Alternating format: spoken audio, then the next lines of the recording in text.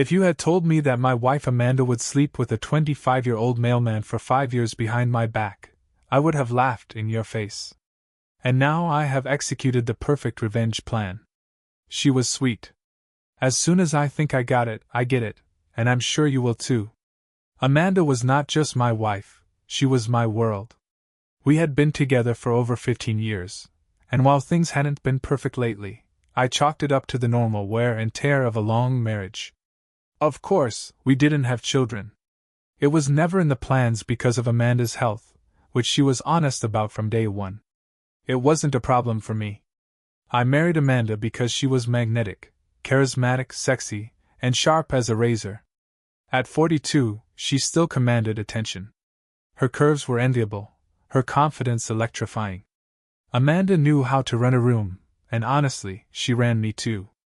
Maybe that's why I didn't question it when the spark between us started to fade. I thought it was just life. We had become comfortable, predictable, and maybe a little complacent. I worked remotely, running a consulting business, and Amanda worked part-time at an art gallery. It wasn't exciting, but it was stable. Or so I thought. The mailman, Josh, had been delivering our letters and packages for years. He was the kind of guy you could wave to politely but never think twice about. Young, fit, always smiling, he seemed like one of those harmless, fun guys. I never realized he spent the afternoons hanging out with my wife in our wine cellar. This revelation didn't come overnight. No, it unraveled like some cruel slow-motion train wreck. The signs were there, of course. Amanda's after lunch at the gallery seemed longer and more frequent. She began to pay more attention to her hair, her clothes, her perfume. But I blamed myself for the growing distance. I was too busy, too distracted, too something. Looking back, I feel like an idiot. 5 years of deception right under my nose. And what's the worst part? I didn't realize it until I literally stumbled upon the truth. Amanda and Josh, tangled up like two teenagers, right in my wine cellar. But I'm fast-forwarding. That day will come later. Right now, I want you to understand something. Amanda was a master manipulator. She had me wrapped around her finger, playing her part to perfection, while I worked my tail off to make our lives run smoothly. This isn't just a story about betrayal. It's a story about revenge, reinvention, and starting over. Because the moment I caught Amanda with her boy toy, something inside me snapped. And that's when my real life began. It was a Thursday afternoon, and I remember it as clear as day. I had finished an early call with a client, and this time the house was quiet. Too quiet. Amanda had told me she would be at the gallery all day, preparing for an upcoming show. I believed her. Why not? But something felt not right. It's hard to explain, but I've lived in this house long enough to know when it's not right. Maybe it was the faint hum of muffled voices or the creak of a floorboard that wasn't supposed to move. Whatever it was, curiosity got the better of me. I wandered down the hall, past the kitchen, and to the basement door. There was the wine cellar, a cool, dark place I built myself over the years. It was my sanctuary, a place for rare vintages, quiet moments, and absolutely no drama. Until that day. As I climbed the basement stairs, I heard it. The laughter, soft and flirtatious, accompanied by the soft whispers of voices. My heart sank and my pulse quickened. Who the hell was down there? The door was open just enough to let in the soft whispers. I crawled down the stairs, each step tightening the knot in my stomach. At the bottom, I stopped dead in my tracks, frozen in place. There they were. Amanda and Josh. She was sitting on a crate, her blouse unbuttoned, her skirt up, her legs wrapped around him like he was the last man on earth. His uniform shirt was halfway off, and the two of them were locked in a passionate embrace that left no room for misinterpretation. For a moment, I couldn't breathe. My vision blurred with a mixture of rage and disbelief. This wasn't just a fling. This was practiced, familiar. 5 years of history flashed before me in an instant. I must have made a sound, a gasp, a shuffling sound, because Amanda turned her head sharply, her eyes meeting mine. For the first time, I saw something in her that I hadn't seen before: fear. "Oh my God!" she whispered, trying to straighten her blouse. Josh continued his slow but rhythmic thrusts. I didn't say a word. Not yet. I just stood there, letting the weight of the moment hang in the air. Amanda was the first to break the silence. It's not what it looks like, she began, her voice shaking slightly, but still trying to regain control. I laughed, a short, bitter sound that echoed off the walls of the basement. Really, Amanda? Then what is it? The wine tasting went wrong? Josh tried to speak, stammering, uttering some pathetic excuse, but I held up a hand to silence him. Don't worry. Just get out. Both of you. Amanda hesitated, as if trying to calculate her next move. She always did that, thinking 3 steps ahead, trying to twist the narrative to her advantage. But not this time. Get it. Get out, I repeated, my voice low and even.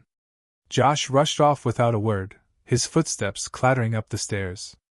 Amanda paused, her expression changing from fear to something else, defiance. We need to talk about this, she said, her tone more reserved, as if she still had the upper hand. I looked her dead in the eye and said, Oh, we will. Just not today.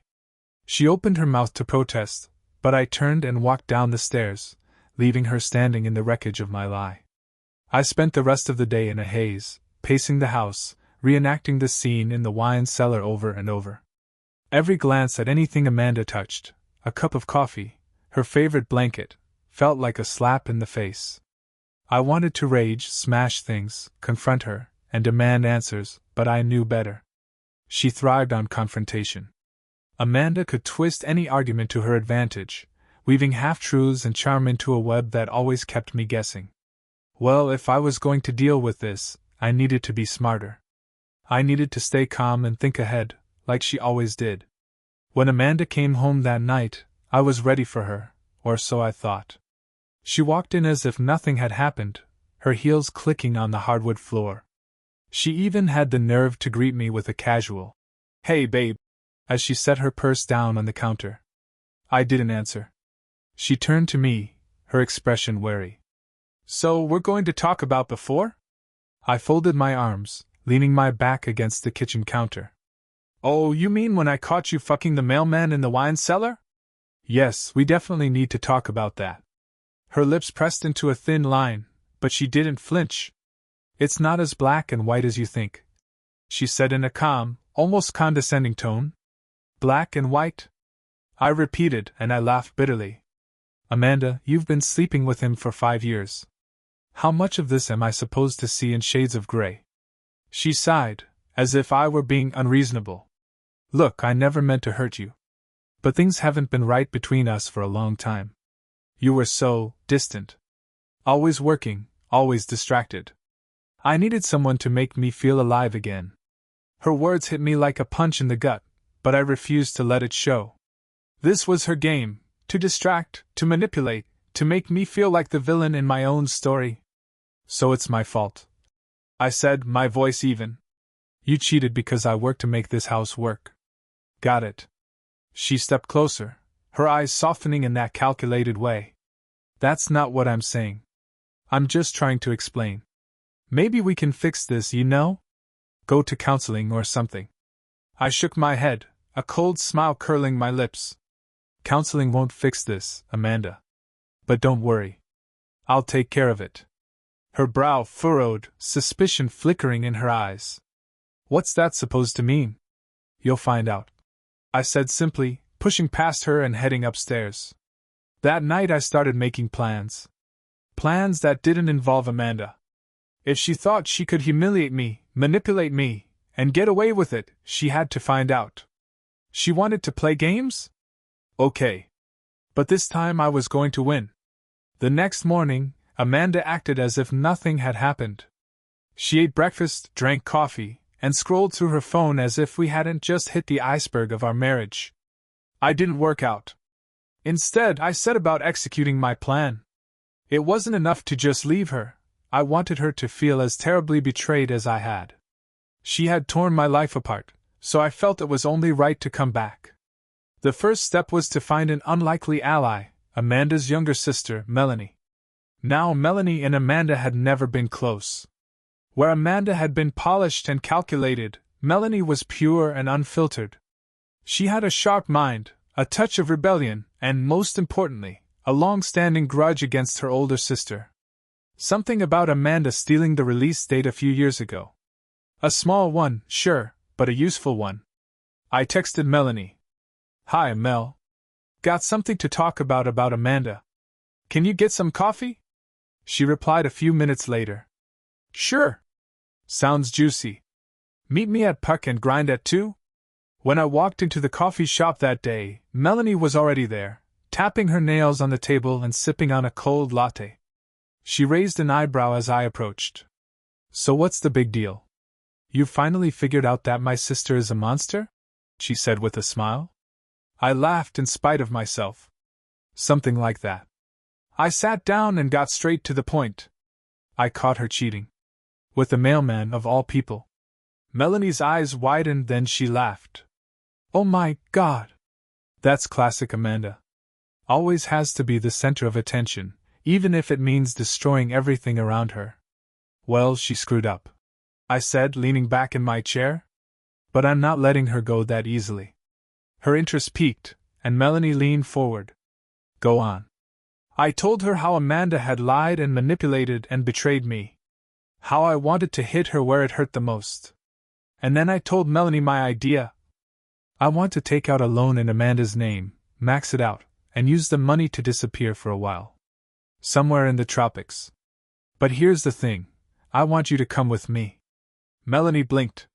"You want me to come? Why not?" I said, shrugging. "You hate Amanda. I need a partner in crime. Besides, you've always been intriguing." She smiled, tapping her nails again. "So, let me figure this out. Do you want me to help you cheat on my sister, and then run off with you to some island and play happy friends on vacation?" "Something like that," I said, smiling. She just stared at me for a moment, her expression unreadable. Then she leaned back and laughed again, shaking her head. "You know what? Damn, I'm in." And that's how the wheels were set in motion. By the end of the week, Melanie and I were ready. Amanda was still oblivious, lost in her own drama, oblivious to the storm brewing behind her. She didn't even question the bank documents I'd forged her signature on. As for Melanie, she wasn't just a willing accomplice. She was smart, resourceful, and surprisingly fun to be with. For the first time in years, I felt alive again. Amanda had no idea, but her perfect little world was about to collapse. It didn't take long for everything to fall into place. Amanda was so caught up in her routine, her gallery work, her morning yoga class, and perhaps a secret date with Josh, that she didn't notice anything out of the ordinary. Meanwhile, Melanie and I were working like clockwork. We took out a loan in Amanda's name, nothing big, just enough to finance a few months of tropical bliss and keep her tied up while she worked to pay it off. Amanda wasn't home the day we left, probably. Working late. Again. I packed light, just a bag of essentials and a few things I didn't mind leaving behind. Most of them seemed pointless, anyway. Melanie gave me a lift in her old Jeep, the engine roaring like she had something to prove. She smiled as I threw my bag in the back seat. "Ready to rip this joint?" she asked, her dark eyes sparkling with mischief. "More than you think," I said, climbing in. Our first stop was the bank. We cashed out Amanda's loan, and I couldn't help but feel a twisted sense of satisfaction as the teller handed over the neatly wrapped bills. It wasn't just money, it was freedom, revenge, and a new beginning, all rolled into one. Then we headed to the airport. Melanie had booked our flights under assumed names, a precaution she insisted on, and one I appreciated. The flight was to Maui, and the mere thought of the warm sand and endless waves was enough to make my chest relax for the first time in weeks. As the plane took off, I glanced at Melanie. She was scrolling through her phone, her lips curling into a thin smile. "What's so funny?" I asked. "Nothing," she said, turning the screen to me. It was Amanda's Instagram. She had just posted a selfie from her yoga class with the caption, "Living my best life. And all you have to do is throw out the old junk. I'm happy, baby." I couldn't help but laugh. "She has no idea, does she?" "I don't know," Melanie said, putting the phone away. "But she'll be here soon." When we landed in Maui, it was like stepping into another world. The air was warm and salty, the ocean stretched out like a postcard. We rented a beachfront bungalow, modest but cozy, with a hammock on the porch and a view that would make you forget its own name. The first few days were surreal. Melanie and I explored the island, surfing in the mornings, hiking during the day, and hanging out at local bars at night. It was easy, carefree, and for the first time in years I felt like I wasn't walking on eggshells. At my age, I dropped everything, taken a hot chick and part-time, my ex's younger sister, and gone to a beautiful island at the expense of the traitor who had been poisoning my life for 15 years. Am I crazy? But the real fun began when we started sending photos. It all started innocently enough, a photo of us on the beach, Melanie in a bikini that left little to the imagination, me smiling like I had nothing in the world. Should we send it? I asked, holding my phone over the share button.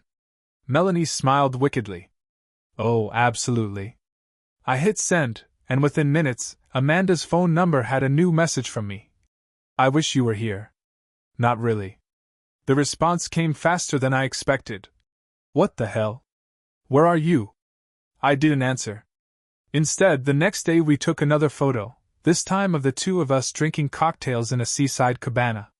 Amanda called twice that evening. I didn't answer. As the days passed, the messages piled up. They ranged from angry, "You're a freak, you know that?" to desperate, "We need to talk. Call me," to downright pathetic, "Please, let's just get this over with." Each call to my phone felt like a small victory. Melanie, for her part, was thriving. "I think this is the best thing I've had in years," she said one evening as we lay in the hammock, drinking a bottle of wine. "Same," I admitted, watching the stars twinkle lazily above us. And then I realized, this wasn't just revenge.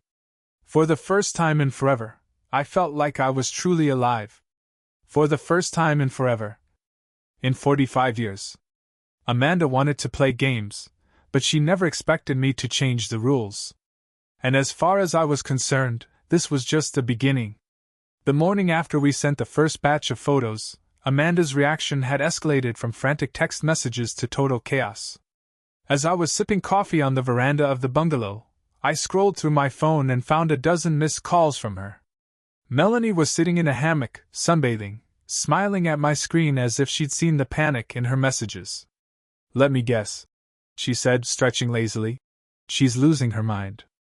"You could say that." I smiled as I read the last text. "Do you think this is funny? You've gone too far. Call me now." I showed Melanie the text, and she nearly spilled her mimosa. "Oh, it's cracking. It's gold." Amanda had no idea where I was. Maui was vague enough to drive her crazy, and I didn't give her any clues. But she knew I wasn't alone, and that fact seemed to haunt her the most. That day, Melanie and I upped the ante. We booked a spa session at one of the island's luxury resorts and took a photo with one of the attendants, a stunning local woman with dark, glowing skin and a mischievous smile that matched Melanie's energy. The caption we sent was simple: "Friends. Relaxing. Living the dream." A few minutes later, my phone rang again. It was Amanda. "Should I answer?" I asked, glancing at Melanie. She tilted her head thoughtfully. No. Let it simmer." I ignored the call and turned off my phone, returning my attention to the moment. The spa treatments were perfect: relaxing massages, scented oils, and ocean breezes that made every excitement feel like a distant memory. That night, we took it a step further. Melanie, always the initiator, suggested sending Amanda something edgier. "What?" I asked, raising an eyebrow. She smiled and pulled me closer. "Let's give her something to really think about." The resulting photo was suggestive but tasteful: me and Melanie in bed, tangled in the sheets, her lips brushing my cheek, the corner of a glass glistening on the nightstand. The caption? "We believe in new beginnings." I sent it without hesitation. Amanda's response came quickly, as expected.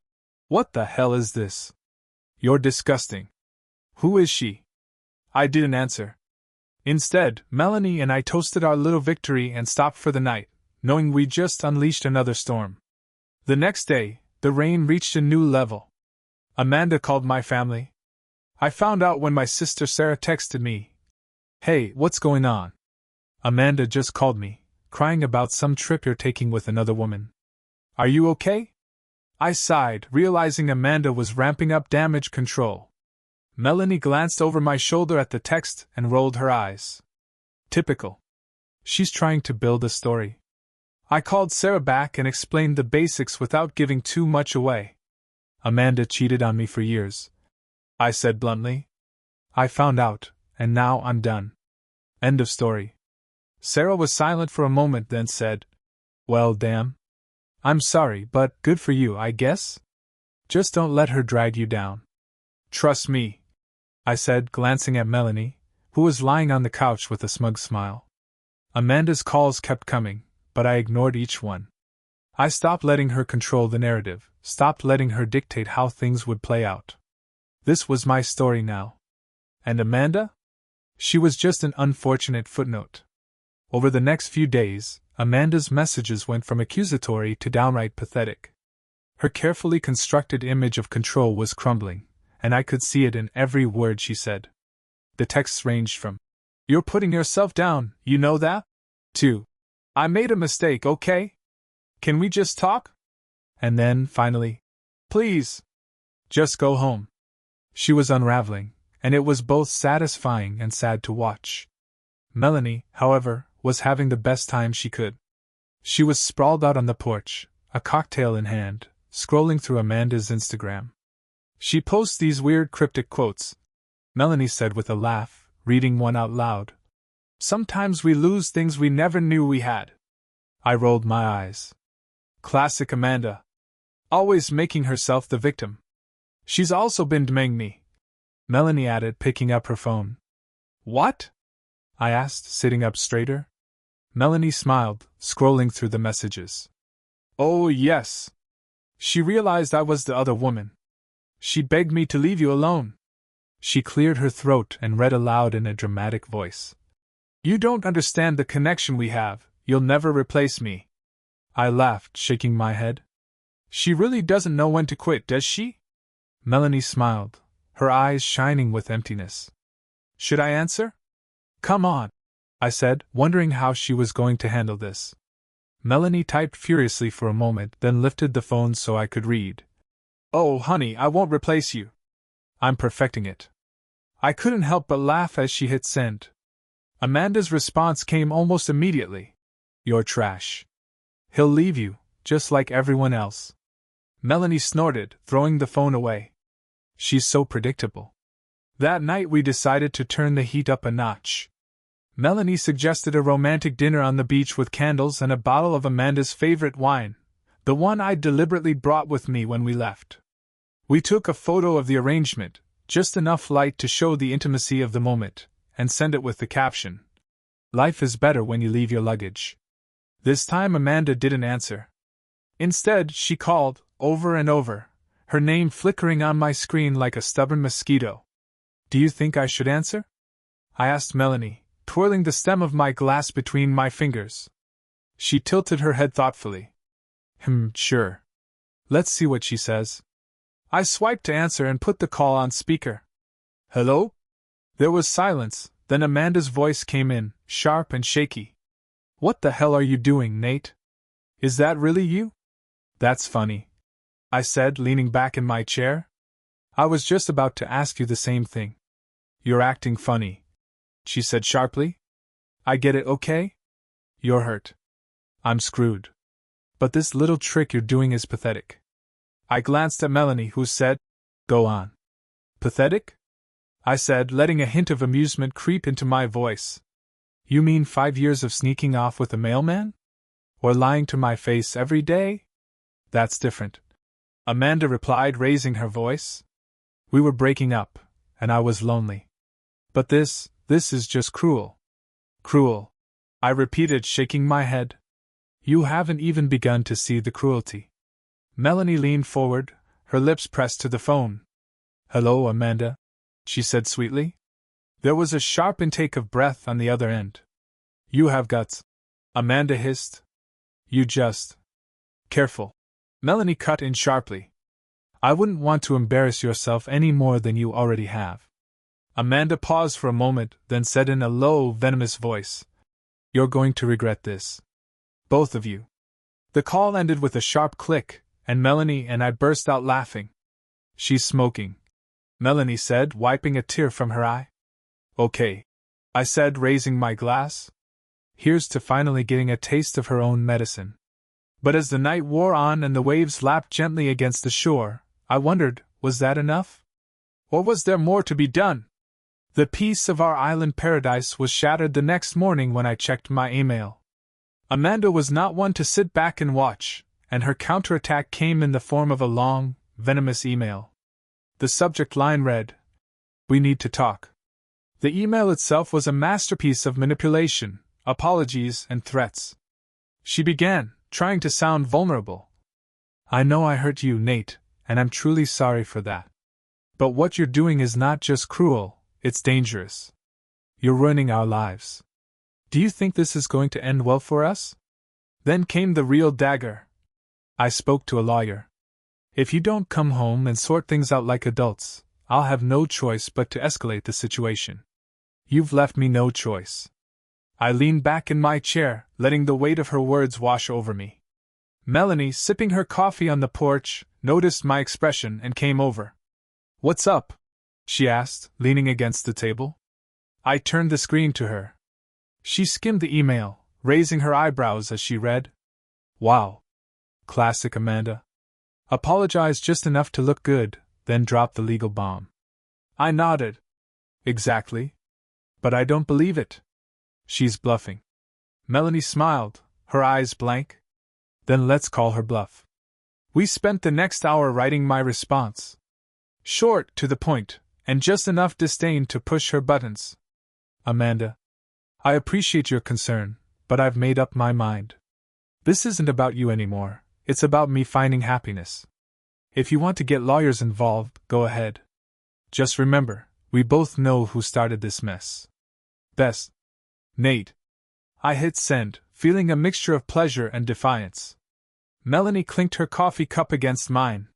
Here's to standing your ground. But Amanda wasn't finished. Later that day, I got a call from my mutual friend Greg. I didn't talk to him often, so his name popping up on my phone caught me off guard. Nate, man, what's going on? Greg's voice was alarmed. Amanda's been calling everyone, saying you've gone off the deep end. I sighed, pinching the bridge of my nose. She's spinning a story, Greg? Look, it's simple, she cheated on me for years. I found out and I left. End of story. Greg hesitated. Cheated? With who? Josh, the mailman, I said flatly. There was a long pause, then a burst of incredulous laughter. The mailman? Are you serious? Deadly serious. Greg whistled softly. Wow. Okay. This is crazy. I'll keep her away from me, but you can prepare yourself. She's talking about hiring a private investigator. Let her. I said, my jaw clenched. She's just grasping at straws. That night, Melanie and I decided to up the ante again. We had a private dinner at a stunning cliff-top restaurant overlooking the ocean. The golden sunset was the perfect backdrop for our next move. This time, we shot a video. Just a short clip of us clinking glasses, laughing, and enjoying the view. At the end, Melanie leaned into the frame and said, I hope you're okay, Amanda. Yay. We sent it with the caption, Finding Peace. The silence that followed was deafening. Amanda didn't call, text, or email that night. It was almost unsettling, but Melanie assured me that it was just the calm before the storm. Of course, the next morning, another email arrived. This time, Amanda was furious. You think this is a game? You're playing with fire, Nate. Don't say I didn't warn you. Melanie read the email over my shoulder and smiled. She's unraveling. Okay, I said, closing my laptop. Let it burn. But deep down I couldn't shake the feeling that Amanda wasn't done yet. She was always cunning, always one step ahead. I knew she would strike back, it was just a question of when and how. And when she did, I was ready. A few blissful days passed without a word from Amanda. Melanie and I sank deeper into the island lifestyle, surfing, drinking under the stars, and indulging in that carefree romance that felt like a second shot at life. But Amanda was never one to let things slide. I was slicing fresh pineapple in the kitchen when my phone rang. At first I thought it might be another spam email or a tropical storm warning about an approaching ocean. But when I saw the subject line in my inbox, my blood ran cold. I hope she sees this. It was from Amanda, and it wasn't just any email. The attachment was a link to a post she'd made on Facebook, a public post. Against my better judgment, I clicked on it. The post began innocently enough. Sometimes we think we know someone, but life has a funny way of revealing their true colors. Then came the bombshell. Amanda wrote a scathing critique of our relationship, or at least her twisted version of it. She portrayed herself as a long-suffering wife, abandoned by her husband who ran off with her problematic little sister. But the real event was the photos she attached, photos of Melanie and me that she must have had from family events, cropped and edited to look like something they weren't. One was from a Christmas party 2 years ago, where Melanie was laughing at my joke. Amanda's caption read, "I guess the signs were there all along." Melanie came in, toweling her hair, and noticed my clenched jaw. "What's up?" I handed her my phone. She read the post, her expression changing from amusement to disbelief. "Wow. She's really ready, huh? She's trying to ruin me," I said, walking across the room. Melanie put the phone down on the counter and folded her arms over it. "Let her. The people who know you will get over it. Who would believe her? They're not worth your time." I wanted to believe her, but it was still hell. Amanda had always been a master manipulator and knew exactly how to twist a knife. "Maybe we should publish something," I said. "Establish the truth." Melanie shook her head. "No. That's what she wants, a reaction. The best thing you can do is live your life and let it unfold. Trust me, Nate, the truth always comes out." I couldn't sleep that night. I kept imagining the aftermath of Amanda's posts, friends whispering, family condemning, strangers forming opinions about a story they didn't understand. But by morning, something had changed. As I was sipping coffee on the porch, my phone buzzed again. This time it was from Sarah, my sister. I saw Amanda's post. She missed it. "Don't worry, I got a few people." I exhaled, a wave of relief washing over me. Melanie peered over my shoulder and smiled. "See? You have people in your corner." And she was right. Throughout the day, messages poured in from friends and family who had seen through Amanda's facade. Some were angry for me, others offered support, and a few even joked about how funny Amanda's post was. By evening, the tide had turned. Amanda's post was flooded with comments that challenged her, questioned her story, and even mocked her. The spotlight she was trying to bring to me had a dramatic effect.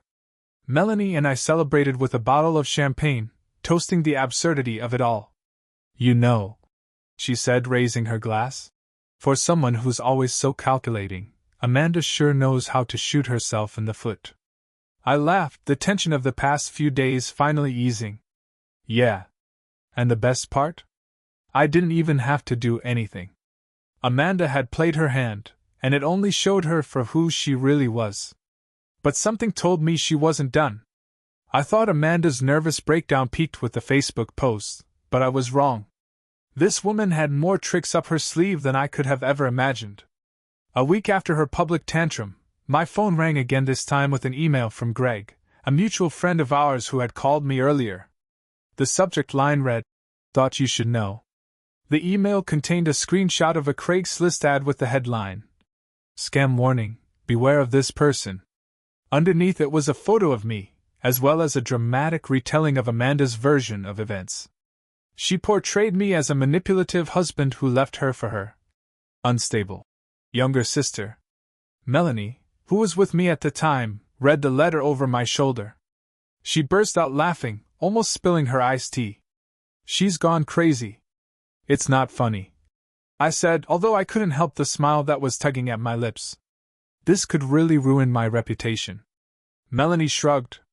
"Anyone who believes an anonymous Craigslist posting is not the kind of person you want in your life. Besides, she reeks of desperation. She's grasping at straws. I sighed, leaning back in my chair. Melanie was right, but it still irritated me. Amanda had spent years cultivating her image of the perfect wife, and now she was using that same charm to discredit me. What should we do? I asked. Melanie broadened her smile. Do what we've always done, live the best life we can, and let her dig her own grave. That evening, we decided to give Amanda another small injection, just to keep her on her toes. We went to a beach party hosted by locals we had become friends with, and as the sun was setting, we took a playful photo, Melanie and I dancing barefoot in the sand, both laughing wildly, uncontrollably. The caption: Some storms are worth living through. The next morning, the post did its job. Amanda was again flooded with messages, from angry tirades to tearful pleas. You ruined my life. How could you do this to me? I miss you. Please, Nate, just come home. I ignored them all, though the last one stuck in my head. She's going crazy, I told Melanie as we sat on the porch. I think this might be her breaking point. Melanie sipped her coffee, her eyes sparkling with pleasure. Good. She deserves it. But Amanda wasn't done yet. Greg called again that afternoon, his tone serious. Hey, buddy, I don't know how to tell you this, but Amanda told me that you've been showing up at your parents' house. She thinks you're hiding there. I groaned, rubbing my temples. Of course she thinks that. Melanie arched an eyebrow. And now what? She's trying to drag my family into this mess. I explained. Melanie set her cup down, her expression icy. We have to put an end to this. That night, I finally decided to confront Amanda on my terms. I didn't call or write to her directly. Instead, I sent her one last email. Amanda, this stops now. You have humiliated yourself enough. The more you push, the worse you make yourself look. If you want to spend your energy spreading lies, go ahead. But the truth has a funny way of coming out, and everyone who matters already sees you for who you are. Move on with your life. Nate. It was short, sharp, and left no room for argument. I didn't wait for her response.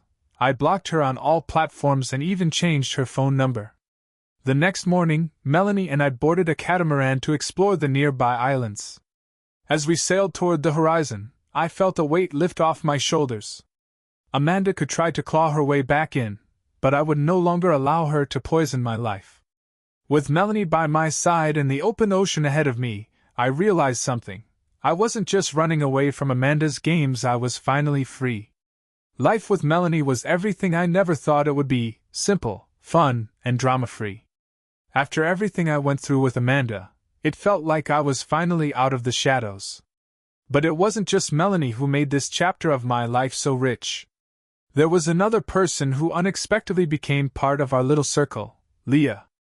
Leah worked at the spa where Melanie and I first met. She was a gorgeous, energetic woman with dark, glowing skin and a laugh that could fill a room. When we met her one day during a couple's massage, Melanie casually invited her to join us for an evening cocktail. At the time, I didn't think much of it, but by the end of the evening, the three of us were laughing as if we had known each other for years.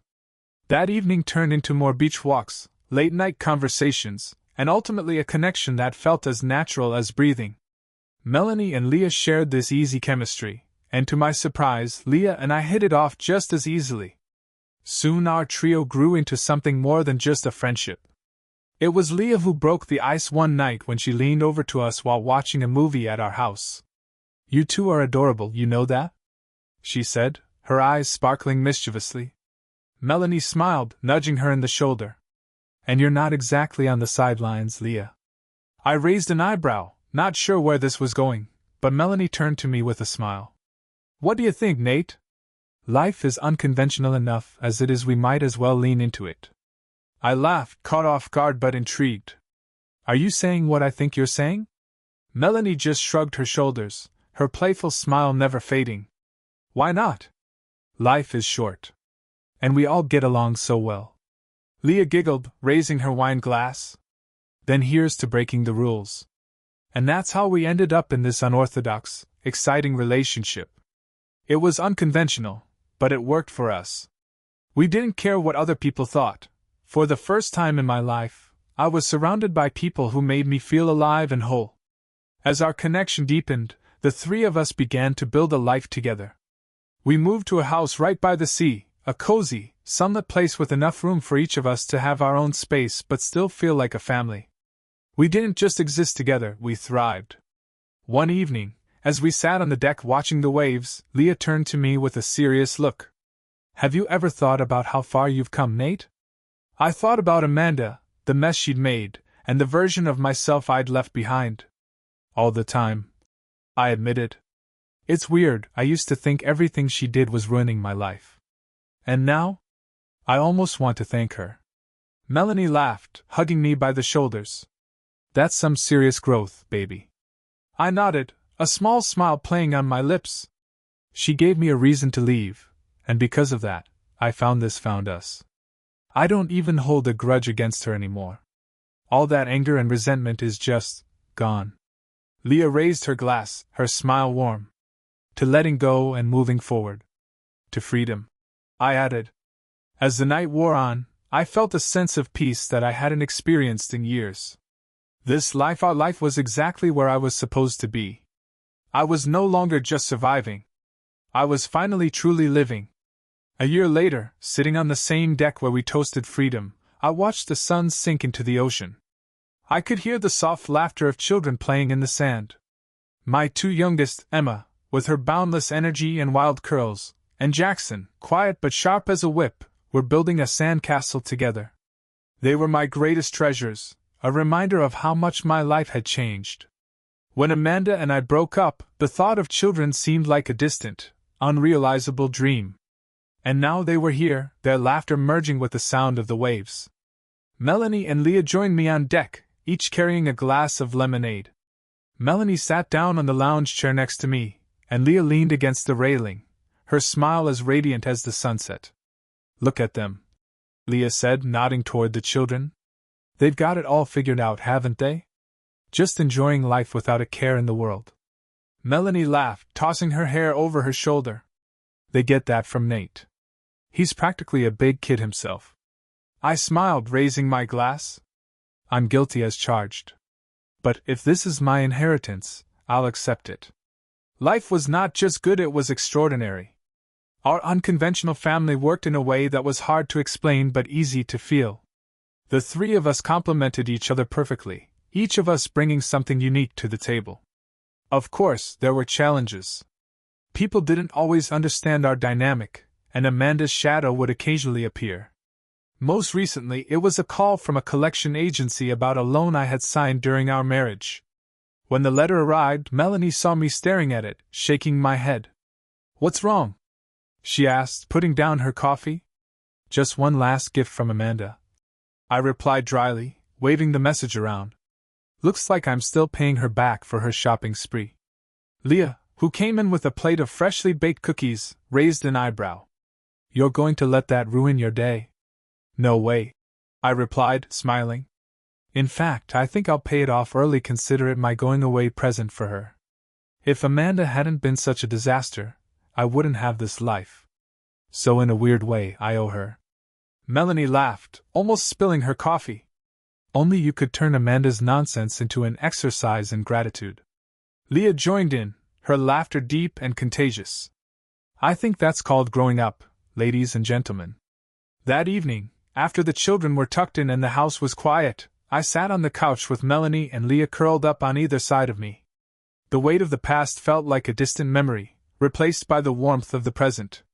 "I used to think that freedom was just running away from Amanda," I said quietly, breaking the silence. "But it's something more. It's this. It's loving the life I built with the people who make it worth living." Melanie kissed me on the cheek. "And we're lucky to have you, Nate. You remind us to laugh at the hard things and celebrate the good things." Leah nodded, her eyes soft. "Here's to more of that, more love, more laughter, and more sunsets with our crazy little family." Looking at the horizon, at the last traces of sunlight falling under the waves, I realized how far I had come. The Nate who once felt trapped, bitter and broken was long gone. In his place was a man who had learned to let go, love and accept the unpredictable beauty of life. And for that, I was infinitely grateful to him,